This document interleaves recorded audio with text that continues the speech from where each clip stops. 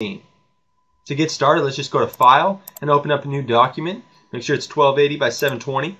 Let's unlock the background layer by double clicking on it and use the paint bucket tool with the color black and just click in the middle. Now let's get some stars on this baby. Let's go to Filter, Noise, Add Noise. Make sure the amount is down to 10, that it's Gaussian blur, monochromatic, and hit OK.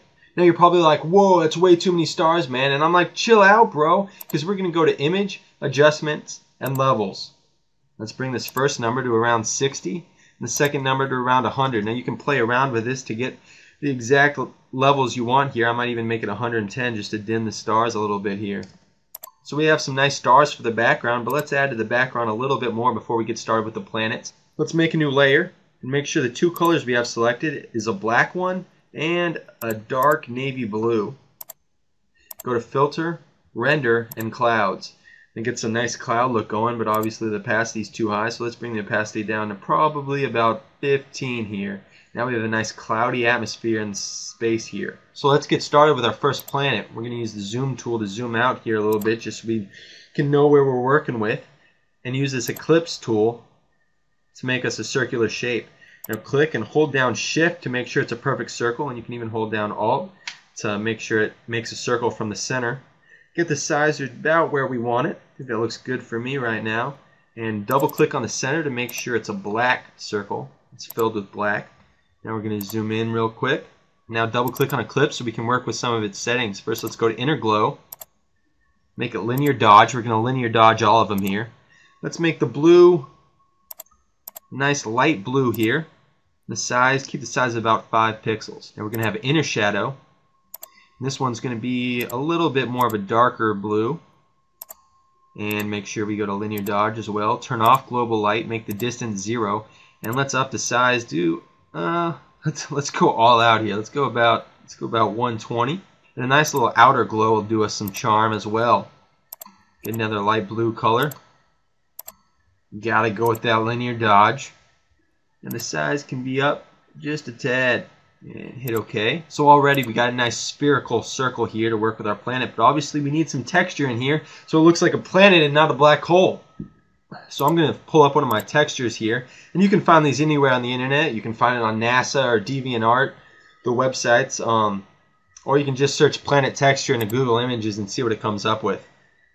Now what I want to do is align this up with my planet. And obviously it's flat right now, but we'll get to that in a second. First we're going to need to zoom out here to make sure that it fully encompasses the size of the planet so we can spherize it here in a second. The planet size is this size. We need to make sure the square completely covers it. So let's hit Control T while we are on the planet texture layer. Drag it, hold Shift to retain shape if you want to. Let's hit Enter. Let's see that circle size, and that should be about perfect. So now we can zoom back in.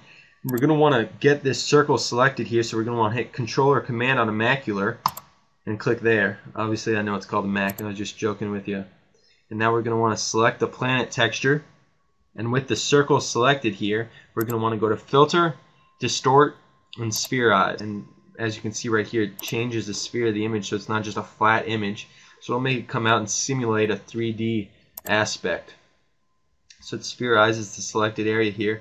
And now we got to select this circle once more. So Control or Command and click.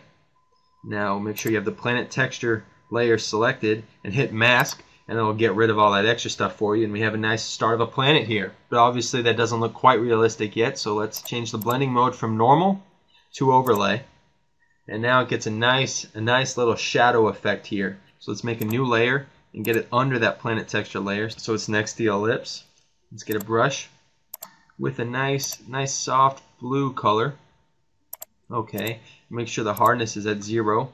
And the size, we can up the size to about 300. I just right clicked on the screen there to make that prompt come up. I actually want to make my brush a little bit bigger here. And let's click. And oh, that's looking good there. Getting some of the more of the planet and adding to some lighting effects that we're about to keep going forward with right now. So select this ellipse, hit Control J to duplicate it, and bring the copy underneath, and right click, very important, and clear layer styles. Now with this one we're going to double click here to get the layer styles back up. We're going to go with a cool little outer glow here. And as always, linear dodge. Change this color to a nice light blue again. This one might be a little more wider than normal. And let's get the size up. Let's just go crazy with the size. Let's go like 150. But not too crazy. Let's bring the opacity down to about 45. That's looking good right there. And see how it's even across the whole thing? We kind of want to concentrate it right here where this light extends. So what we're going to do is zoom out. And with that layer we just made with the outer glow, hit Control T. And let's make it a little smaller here. Holding down Shift, and we'll bring the size up and make sure it gets the border of this ellipse and the border of this planet here to touch right at where that light is right there. So let's get it right on in close, right where it touches. Get a nice little intersection there, and hit Enter, and it concentrates this outer glow right there. There we are. Concentrates this outer glow right around where we have this lighting effect going here.